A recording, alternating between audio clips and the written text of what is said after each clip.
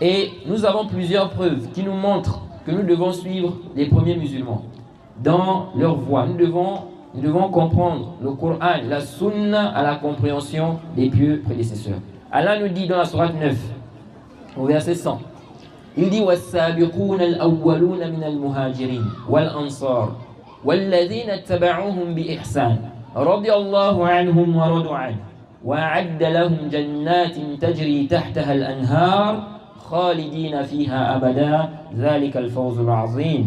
Allah dit les tout premiers croyants, les tout premiers musulmans, parmi les émigrés et les auxiliaires et ceux qui les ont suivis de façon convenable, Allah les a agréés. Ils l'ont agréé.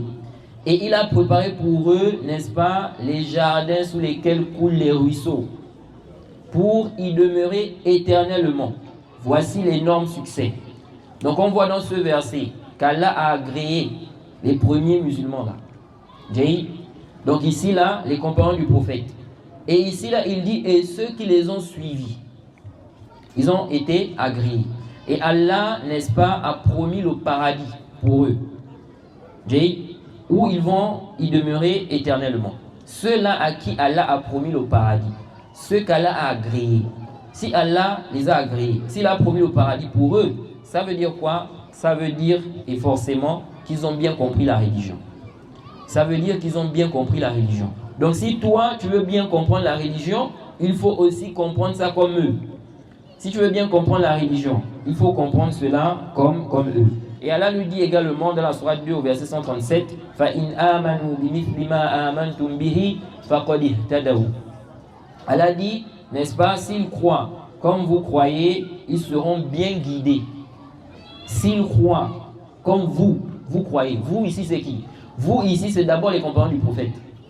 Avant qu'on ne parle même des musulmans. Parce que quand le verset là est descendu, c'était les compagnons du prophète qui étaient là.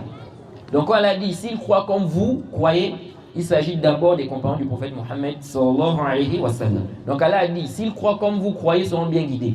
Donc si les compagnons du prophète ont une croyance, les disciples des compagnons ont suivi ça, les disciples des compagnons ont suivi ça. Toi tu viens maintenant en 2025, tu dis non, il faut laisser tout ça là, il faut prendre ta compréhension à toi, nous disons que tu es égaré. On dit quoi? On dit tu es égaré, tu n'es pas sur une bonne voie, ok? Et ça c'est plus que clair. Et je vais donner un exemple ici, n'est-ce pas? C'est l'exemple d'Ibn Abbas. Lorsqu'il est allé débattre avec les Khawarij, il leur a dit Ji'tukum min 'indi ashabi Rasulillahi sallallahu alayhi wa sallam. Ibn Abbas, comme c'est rapporté dans le Mustadrak d'Al-Hakim, Nasa'i et autres, n'est-ce pas? Il dit Ji'tukum min 'indi ashabi Nabi sallallahu alayhi wa sallam. Il dit je viens de la part des compagnons, n'est-ce pas, du prophète Mohammed sallallahu alayhi wa sallam. Il dit walaysa fikum minhum ahadun. Il n'y a personne, aucun compagnon du prophète n'est avec vous. Il dit wa alayhim nazala al-Qur'an. Le Coran est descendu sur eux. Wa hum a'lamu bi ta'wilihi minkum. Ils connaissent mieux l'interprétation du Coran que vous.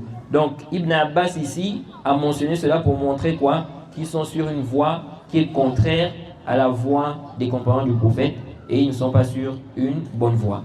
Donc si les salafs, les pieux prédécesseurs, qui sont les compagnons du prophète, leurs disciples, les disciples des compagnons du prophète, ok, et ceux qui les ont suivis, si ils sont unanimes sur un sujet, ok, une croyance, c'est ça la vérité, il n'y a pas de doute là-dessus.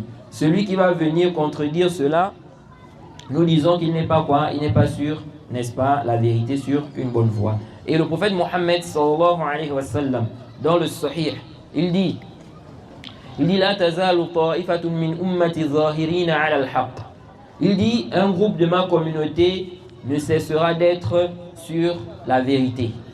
Un groupe de ma communauté ne cessera d'être sur la vérité. Ça veut dire quoi? Ça veut dire que si toi tu viens en 2025, tu prends un verset, tu interprètes ça à ta façon. On regarde dans les tafasirs, on repart dans les tafasirs. On voit qu'aucun savant n'a dit ça. Aucun salaf n'a dit ça. Et ton interprétation là contredit tout ce qui a été rapporté des savants depuis des siècles. Tu dis c'est ça la vérité, nous disons que tu es un menteur. Ce que tu dis là c'est complètement batiloun. Pourquoi? Parce que le prophète a dit, un groupe de ma communauté ne cessera d'être sur la vérité. Donc depuis 14 siècles, ce n'est pas possible que toute la communauté était égarée sur ce point-là. Tout le monde était en erreur. C'est en 2025, n'est-ce pas, que toi tu as trouvé quoi? La vérité. Donc les gens aujourd'hui, par exemple, qui viennent, qui disent non, le voile de la femme n'est pas obligatoire. Il n'est pas obligatoire pour une femme de mettre le voile. Quand on leur demande qui vous a précédé dans ça, quand on repart dans les exégèses, ils prennent des versets, ils interprètent ça à leur façon.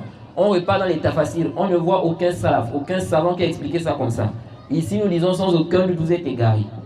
Vous êtes quoi? Vous êtes égarés. Cette position-là, elle est fausse, elle est caduque. Pourquoi? Parce que vous êtes en train de dire, vous êtes en train d'insinuer en réalité que les musulmans étaient égarés sur ce point-là depuis des siècles.